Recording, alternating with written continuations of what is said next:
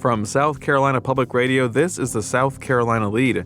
I'm your host, Gavin Jackson, and this episode was recorded on March 23rd, 2023 from South Carolina Public Radio studios here in Columbia. Just so you know, some of the information in this podcast may have changed by the time you've heard it. In this episode, we look at the resignation of embattled Comptroller General Richard Eckstrom over his $4 billion double counting error. We get a debrief on the Murdaugh double murder trial with lead prosecutor Creighton Waters and Attorney General Alan Wilson. In business, interest rates are going up, but Federal Reserve Chairman Jerome Powell says the recent turmoil in the banking industry has changed rate hikes for the year. We hear from Dr. Joey Von Nessen at the University of South Carolina about the impact of Scout Motors and the recent $2 billion investment the company will have in the state, and much more. Also, one thing that won't change is that we'll have our first live taping of 2023 on April 13th. That's right, Thursday, April 13th at Kite Hill Brewing in Clemson at 6 p.m. We're going to have some of your favorite guests on. We're going to be talking about 2024. We're going to have a big wind down section, all the fun stuff, and we'll have swag, some freebies for y'all. We need to know who's going to come. It's going to be a free event, of course, but we want to know how many people are coming, so you can RSVP and get more information at southcarolinapublicradio.org. And again, our live taping at Kite Hill Brewing in Clemson is on April 13th at 6 p.m. We'll see you there. And if we won't see you there, well, just unsubscribe now. Or give us a call and tell us why you can't come or where we should go in the state, because we love hearing from you guys across the state, across the country, and the world. You can do that by giving us a toll-free call at 803-563-7169. Operators are standing by 24/7, 365, even during daylight savings time. We love hearing from you. Drop us your name, where you're calling from, and what's going on in your world. 803-563-7169.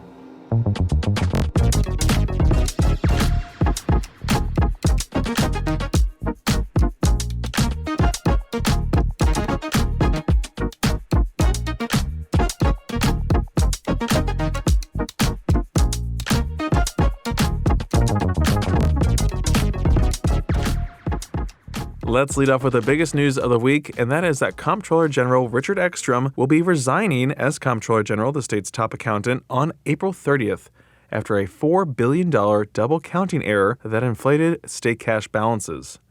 In a letter hand-delivered to the governor's office on Thursday, Eckstrom said, quote, "It is with a deep sense of gratitude to the people of South Carolina that I resign as Comptroller General. I have never taken service to the state I love or the jobs to which I have been elected lightly, endeavoring to work with my colleagues from constitutional officers to members of the General Assembly to be a strong defender of the taxpayer and a good steward of their hard-earned tax dollars. They deserve nothing less," quote. Eckstrom said he'll be stepping down effective April 30th, which will give the General Assembly time to elect a replacement, and that he remains supportive of an amendment to make the office of Comptroller General an appointed position. Moving on, I sat down with Attorney General Alan Wilson and lead prosecutor Creighton Waters for a debrief after the AG's office won the trial of the century with a double murder conviction against disgraced attorney Alex Murdaugh for killing his wife Maggie and son Paul. But I opened our interview by asking about a new major development in a case tangential to this, and that is the 2015 death of Stephen Smith. Originally, his death was ruled a hit and run after his body was found suspiciously on a 2-lane Hampton County road. But the case was reopened in the wake of the June 2021 Murdaugh murders and has now been ruled a homicide by SLED Chief Mark Keel. Here's what Attorney General Alan Wilson said about the matter. Well, as you already know, we can't make comments on ongoing investigations. So, at this point, we're happy to talk about the Murdaugh trial and the case involving the double homicide, but we can't make any comments regarding any potential ongoing investigations at this time. Okay, you can't talk about any evidence that you guys saw that maybe prompted all this to go down? So, sorry, it's ongoing, so we obviously have to preserve the integrity of the process, and so we can't make comments at this time regarding anything that people are talking about out there. Gotcha. Understand that. So, General Wilson, let's just talk about the Murdaugh trial, like you said, that 6-week double murder trial, which you and lead prosecutor Creighton Waters, who you're with right there, you all led that case. You attended nearly the entire trial yourself, also led some questioning. Looking back, I want to get both of you all to weigh in on this. Just tell us what were some key moments for you that really solidified the guilt of Alex Murdaugh in that double murder? Well, first, I want to give full credit to Creighton and the team of prosecutors and investigators and support staff. Creighton will probably do the same thing in just a second, but I think the key moment for me was probably the introduction of the kennel video coupled with Creighton's cross-examination of Alex Murdaugh. And, Alex Murdaugh being the critical piece of evidence himself. His testimony, I think, ultimately sealed his fate, but that coupled with his mounting cascade of lies that he was confronted with, I think that ultimately hung him. How about you, Creighton? You were in that courtroom all 6 weeks, obviously building this case. What stood out to you, kind of contrasting there with what we just heard from Attorney General Wilson? Well, I would agree with that. And again, I have to credit the whole team as well. This was a team effort. And the only way we were going to survive bringing a case like this to trial so quickly, the defense moved for a speedy trial, and maybe to their surprise, we gave them one. And so there was a lot of evidence that we had to go through. But obviously, the kennel video is just huge. Having Alex at the murder scene with the two victims just moments before they died, and then, of course, lying about it. That's obviously very devastating evidence, but not the only evidence in the case. Again, it just was an amazing effort from the entire team here at the Attorney General's office, but also our partners at SLID and all the law enforcement agencies working the case. And, really, I think was most proud of the process itself, how it played out on the national and international stage, the process in South Carolina acquitted itself well. And, obviously a huge part of that was Judge Newman at the helm. And I'll even credit the defendants. It was, I think, a professionally tried case. So, Creighton, kind of elaborate for me there on that video, the video that showed that Murdaugh was there at the scene of the crime at the time. Why was that just so important, and how did you guys get that video? Did you know it existed the entire time, or was that maybe something that came later in the game? Well, it came later in the case, and again, you can't get around, and I think I've said this, having Alex at the scene of the murders with the victims just moments before they died and lying about it. But that video, Paul's phone, law enforcement was unable to get into until April of 2022. We had developed a lot of evidence in the case, and obviously there was a huge white-collar investigation going on that really the allegations there go to the heart of the system. But ultimately, sometimes, the simplest explanations are the ones you look for. Law enforcement was able to use Paul's birthday to get into his phone, and once we had that kennel video, we all heard his voice on there. You still have to explore that. Prior to that, there was a young man who said he thought he heard Alex on the phone at that during that relevant time period. But that's sometimes where circumstantial evidence or direct evidence like the cell phone is more powerful than a witness statement, because Alex said, "Oh, he must be mistaken," and he wasn't. He didn't hear me, but the jurors ought to hear Alex on that. And then, Attorney General Wilson, tell me about the financial aspect of this too, and how critical it was to have that introduced into the case. Well, again, we got this case in, I guess, August, and really started rolling in September, right after the roadside shooting that everyone got to hear about. Initially, the investigation went straight to Creighton did a great job with his folks in the grand jury, did a great job of uncovering all of his financial misdeeds, a number of people he was obviously defrauding, his members of his own family, his law partners, clients, people that he'd known for many, many years.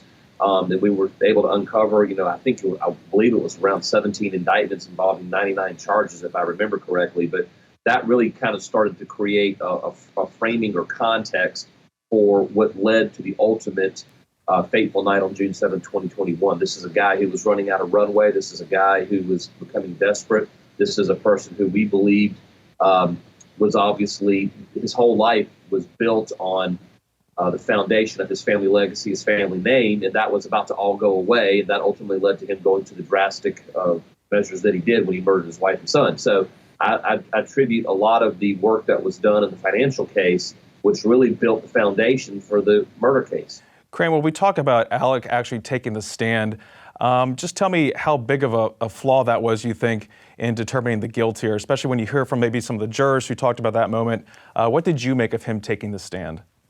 Well, that's the absolute right of a defendant to do so. It's not the decision of his attorneys, it's the decision of the defendant. But we were always confident that he was going to take the stand. And that's because we knew as we developed this investigation, and to be clear, I'd never talked to Alex Murdaugh in life until I stood up to do that cross-examination. But we were always confident that he was going to take the stand because we believed that he felt that his ability to speak to those jurors, much as he had done as a trial attorney in that very circuit, with that family influence and family legacy for so long, that he would be able to look them in the eye and convince them. And we thought that if he did that, that we could then get up and show the jury that he could just effortlessly look them in the eye and try to lock them as well. You can find that whole interview with Attorney General Alan Wilson and lead prosecutor Creighton Waters on youtube.com/South Carolina ETV.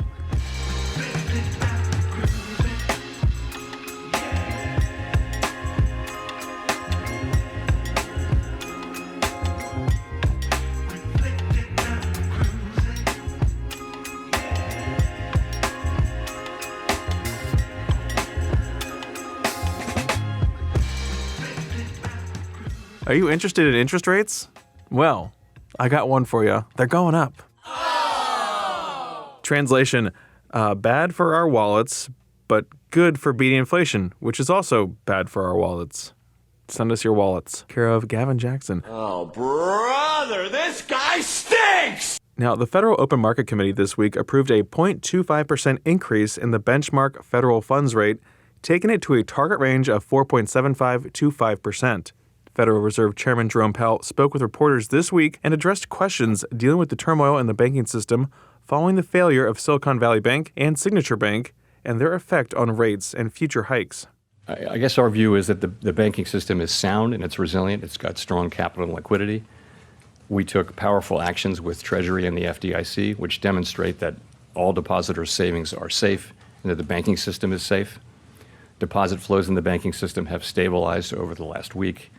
And the last thing I'll say is that we're undertaking a thorough internal review that will identify where we can strengthen supervision and regulation. $300 billion has already been lent to cash-strapped banks from the Fed. The Associated Press reports that nearly half of the money, $143 billion, went to holding companies for two major banks that failed. That's SVB and Signature again. That triggered widespread alarm in financial markets. An additional $148 billion in lending was provided through a long-standing program called the discount window and amounted to a record level for that program. The Fed has also lent an additional $11.9 billion from a new lending facility it announced last Sunday. The new program enables banks to raise cash and pay any depositors withdrawing funds. Now, Powell expanded further on why the Fed won't be raising rates further this year as the fallout of the banking crisis continues. And really it is that the intermeeting data on inflation and the labor market came in stronger than expected. And really before the recent events, we were clearly on track to continue with ongoing rate hikes. In fact, as of a couple of weeks ago, it looked like we'd need to raise rates over the course of the year, more than we'd expected at the time of the SCP in December, the time of the December meeting. We are committed to restoring price stability, and all of the evidence says that the public has confidence that we will do so, that we'll bring inflation down to 2% over time. It is important that we sustain that confidence with our actions as well as our words. So we also assess, as I mentioned, that the events of the last 2 weeks are likely to result in some tightening of credit conditions for households and businesses and thereby weigh on demand, on the labor market, and on inflation. Such a tightening in financial conditions would work in the same direction as rate tightening. In principle, as a matter of fact, you can think of it as being the equivalent of a rate hike or perhaps more than that. Of course, it's not possible to make that assessment today with any precision whatsoever. So our decision was to move ahead with a 25 basis point hike and to change our guidance, as I mentioned, from ongoing hikes to some additional hikes maybe, some policy firming may be appropriate. So going forward, as I mentioned, in assessing the need for further hikes, we'll be focused, as always, on the incoming data and the evolving outlook, and in particular on our assessment of the actual and expected effects of credit tightening. Next up, this week, Governor Henry McMaster signed the $1.3 billion incentive package for Scout Motors. The incentive package includes things like an interchange for the site on Interstate 77, road improvements around the facility in Blythewood, a railroad bridge to the 1,100-acre site, a $25 million training center owned by Midlands Tech, and other infrastructure upgrades. Another 4,000 jobs and $2 billion in investment could come in Phase 2 of this project and would manufacture another vehicle line. Now, I recently spoke with the University of South Carolina research economist Dr. Joey Von Nessen about our economy and the growing role of electric vehicles in our manufacturing industry. Our conversation took place before the recent Federal Reserve action and the banking crisis, but here's Joey talking about the economy. I think the probability of a recession sometime within the next 12 months is probably around 50%, maybe a little bit less than that. And we'll see when we're taping this. We don't have the February jobs report out yet, but what those data show will influence our probability for a recession this year, depending on whether it's a strong or a weak jobs report. But in general, we are moving in the right direction. We are seeing inflation come down, but it's going to take a bit longer than anticipated, and we'll see how the new jobs data come out and affect that forecast. So some tricky economic news right there, Joey, but some bright news that we've been seeing, just kind of continuing on with the news that we saw coming out of the later part of 2022 with these jobs announcements here in South Carolina specifically, especially in the electric vehicle industry, that sector of the automotive industry. We just saw a huge announcement for Scout Motors here in Richland County to the tune of $2 billion and several thousand jobs. Some people have called this transformative. They'll break ground in the middle of this year and they'll really go into production in the next coming years. Tell me what you think about the significance of this to have another huge automotive manufacturer relocate to the state.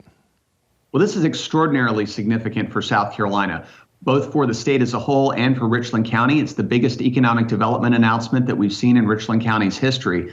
But more broadly, it also reflects that South Carolina is effectively transitioning towards the production of electric vehicles in line with consumer demand. We're seeing a rapid movement towards electric vehicles, towards the consumption in China, in Europe, in the United States. And this is becoming an important market component of the automotive sector. And so South Carolina has to pivot with this broader global industry trend. And the reason that's so important is because if we look backwards over the last several decades, the automotive industry has been one of the principal drivers of the state's economic growth. So it's very important that the state's automotive industry as a whole reflects and transitions with broader consumer demand as it shifts towards electric vehicles. And that way we can ensure that the growth in the coming decades is able to be as strong and as positive as we've seen in previous decades. And this announcement portends good things for South Carolina because it shows that we are moving in that direction effectively. Now, to use a car pun, we're going to stay in this lane of this growing sector of electric vehicle manufacturers and related industries. On Wednesday alone, a total of $1.6 billion in economic investment and 600 jobs were announced for 2 lithium battery projects in the state. The governor's office announced that Albemarle Corporation, a global leader in transforming essential resources such as lithium and bromine into critical ingredients for mobility, energy, connectivity, and health, announced plans to establish South Carolina operations in Chester County. The company will invest at least $1.3 billion and create more than 300 new jobs to construct a new Megaflex lithium hydroxide processing facility. This facility will support the surging demand for electric vehicles and other energy storage applications that use lithium-ion batteries. Albemarle is headquartered in Charlotte. Also announced was Serbo Solutions, a comprehensive battery management and materials company that says it will build its newest state-of-the-art flagship operations in Richland County. This integrated lithium-ion battery materials campus will be an initial investment of over $300 million and will create more than 300 new jobs. It will be located at Pineview Industrial Park in Columbia, and Serbo Solutions' new facility will be the first phase of its investment. The company plans to build an approximately 400,000 square foot world-class lithium-ion battery recycling and materials campus that will focus on processing end-of-life hybrid and EV batteries and gigafactory scrap to extract critical materials such as nickel, cobalt, and lithium. These key metals will support the United States' domestic lithium-ion battery supply chain and will provide enough premium recycled battery-grade metal salts to power over 500,000 electric vehicle batteries annually. These EVs, baby, they take a lot. And on the way out, SC Housing announced this week that the South Carolina Homeowner Rescue Program, our federally funded emergency homeowner assistance program, will begin its wind down in April after helping more than 15,000 South Carolina families remain in their homes. The program, which was intended to be a temporary response in the wake of the financial hardships caused by the COVID-19 pandemic, has provided $88.75 million to date in mortgage and utility assistance across our state. Now, SC Housing said that they will stop accepting new applications at 11:59 p.m. on April 20th. Should funds remain or should funds become available after all prior applications are reviewed, the SC Homeowner Rescue Program will notify waitlisted parties on a first-come, first-served basis, inviting them to complete an application. AT's like, oh, if you're not using EV battery salt, you're not using salt.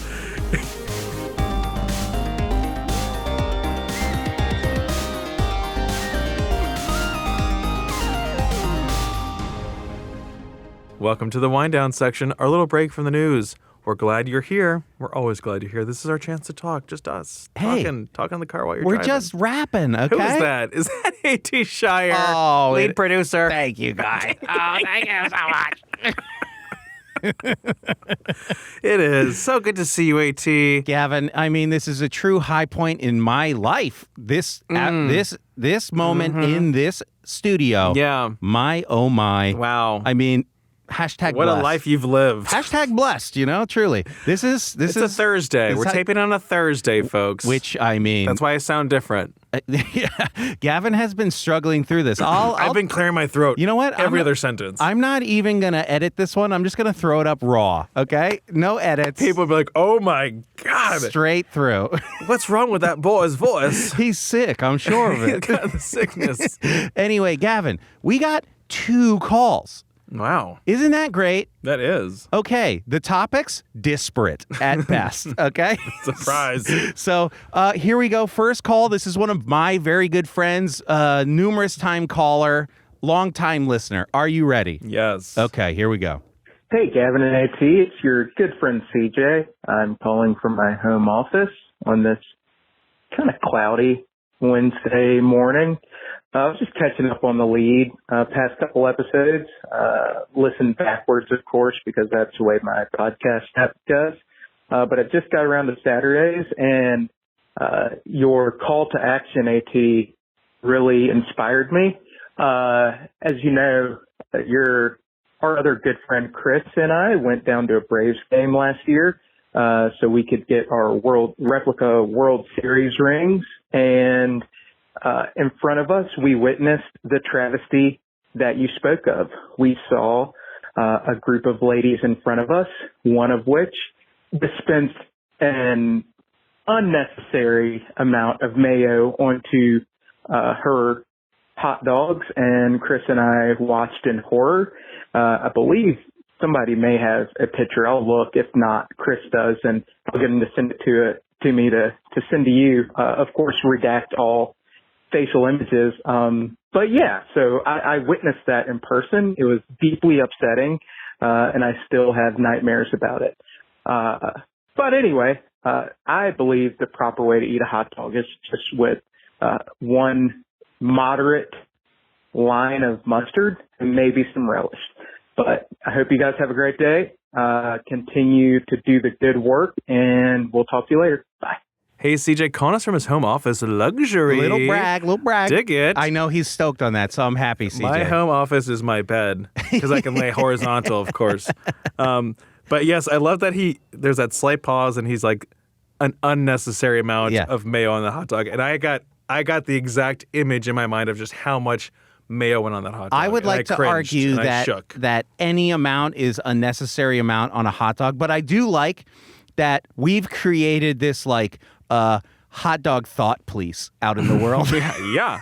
I mean, China might have something right, and there should be social credits for what you put on hot dogs. Now, while I am nothing but disturbed and shaken to my core, which is, in fact, a beef hot dog inside. Yeah, Gavin has a huge core, too. Like, it doesn't shake very much. So to be shaken all the way to the center. Yeah.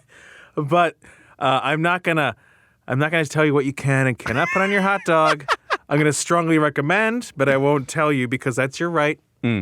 Until someone says otherwise, until Big Mayo or Big Hot Dog. Big Mayo is coming for our dogs. And, I'm sure, hopefully it was Duke's Mayo, but any mayo at this point is just going to be. I've never seen a Duke's dispenser like that. Yeah. Gross. Disgusting, dude. That's a sound effect. No, that was real. Gavin's I'm a sound effect machine. He's been working on his Foley. Oh, yeah, that's good. That's someone who just finished a hot dog. Anyway, CJ, thank you for calling. Yes, CJ, my very good friend. I talk to him every day. We have multiple group chats that we're in together. Everyone is smarter now for knowing that. Yes, I love him so much. Please call me more often. Anyway, Gavin, are you ready for another very good friend of the pod's call? Yes. Yes? Okay. Yes. This one is not about any condiments or any sort of food vehicles, be they sandwiches or not. So are you ready? Yes. Hey guys, it's Amy. This whole saltwater versus freshwater thing has really got me thinking. Grew up on the coast, on the beach, love the saltwater, still love it when I go home.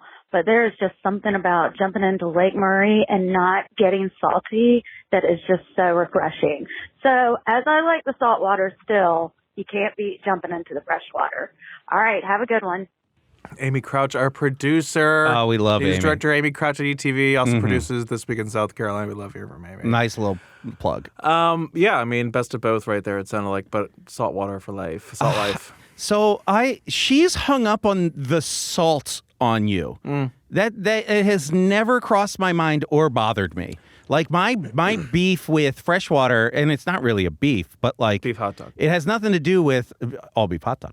It has nothing to do with no salt on me. You're on the beach. There's no beach with a lake, right? Or it's a really sad looking one, yeah. I love the beach. A lot of people don't like the beach, which Why? is interesting because of the sand. They can't handle this. The sand's everywhere. I don't understand that at all. I mean, if you get sand on you, you can just go into the ocean and clean the sand off. They want to put like a carpet down and just no sand zone. I understand having like a limited sand zone area. You're never going to get rid of all of it. But Okay, you just get it because you accept it when you go to the sand. Sure, but they don't even want to accept it in the first place. Hence, they don't want to go to the beach at all. The lake people. I myself, hashtag lake life right there. Could be the pivot. Maybe they don't like, I don't know. I can't explain it because, I'm a salt guy. I don't care. You're salt life through and through. But speaking of the salt on your body, when I was in Greece. Brag. Yeah. When I was vacationing in Greece. Specifically. The Amalfi Coast? No. We were in Santorini. Okay, so picture this. We were kayaking in the Aegean, of course. Aegean. There you go. It was one of the bays over there. And you're kayaking and you're like, oh, this is so great. Everything's perfect in this world. And you're getting like the spray of the water and it's hot out too. So the spray is like, is drying on you and you get Instant the salt drying. and you get the salt crystals. So it was very interesting because I feel like we don't have as much salt in our water here to get that. The salinity is definitely higher. So it was super interesting to see that and be like, oh, I'm just sea salt right now. Correct. So I have my own brand of sea salt is what I'm saying. Yeah, Gavin, he's trying to soft launch of his own sea salt brand. Every fleck of salt came off of his arm. Scrape. He just leaves his arm in the water. So the EU's not big on it because apparently it's like, has all this my personal. But Great Britain loves it. And that's why they left. Getting around it with the FDA. That's why Brexit happened, was so they could get Gavin's arm salt. I think there were some reasons, like I know Turkey didn't join the EU because of some food restrictions that they were trying to prevent them from doing. So yeah. I picked that up when I was in Istanbul, which was actually after Santorini. Listen, this was like 2015. City of Cats. Doesn't have Istanbul. City of Cats, and interesting enough. Yes, it's true. It's true. Meow meow cats. This was that trip. The trip to Greece was because my friend won her showcase showdown on The Price is Right. What? Yeah. Really? I was the friend that got to go with her. What? And since we were already in that part of the world, she also spun $1 on the wheel. I'm not making this up. Carrie Maloney. Wow. Yeah. That's really awesome. Good friend. So we were already over there. So you're halfway around the world. Let's go to like something else. So we went to Istanbul. Uh-huh. And it was a great time to go to Turkey. Now it's I only have different. a friend that lost on Legends of the Hidden Temple on the Steps of Knowledge, and I never let him live it down. I'm Carrie, like, you absolute loser. She won a car too, a Ford What? Fiesta. She sold it back because there's there's a whole cottage industry of people that buy the prizes over there. Yeah, freaks. And I think she won a trip to Vegas too. She cleaned up. Yeah. She did well for herself. Yeah. Hey, call in and let us know, okay? I don't think she'll listen. And if anyone else, she definitely does. Yeah, but if you've won a game show, if Call you won in, a big please. prize. Exactly. What's the biggest prize you've ever won? Show won? me your prizes. And Send all maybe your prizes, invite the care of. lead to prize getaways. Huh? We'll come. We don't care. Anyway, have a good weekend, everyone. Gavin, say goodbye to them. Remember, Gavin's arm salt will be in stores and Trader Joe's near you soon enough. So with that, I think I should get a cut out of after this pitch here. So anyway, Gavin, give him the credits. It'd be super expensive, but so luxurious, just like those metal salts. But thank you for listening to the pod. Thank you for our callers. CJ, love hearing from you. Of course, Amy, I like hearing from you too. I hear from every day. So you're across the street, just like you hear CJ. Across the street, across the way in our offices, of course. You can also show us your appreciation by leaving us a review on Apple Podcasts or give us a shout, 803-563-7169. You can stay up to date with the latest news at scetv.org and southcarolinapublicradio.org. And don't forget to support your local newspapers. For the South Carolina Lede, I'm Gavin Jackson. Be well, South Carolina. It's the third best Alien movie. In front of what? Alien 3. Oh, okay. Let's just not. Alien Resurrection. Don't. Alien 3, you're going to do that to me, and you know my passion for Alien 3, which is so bad.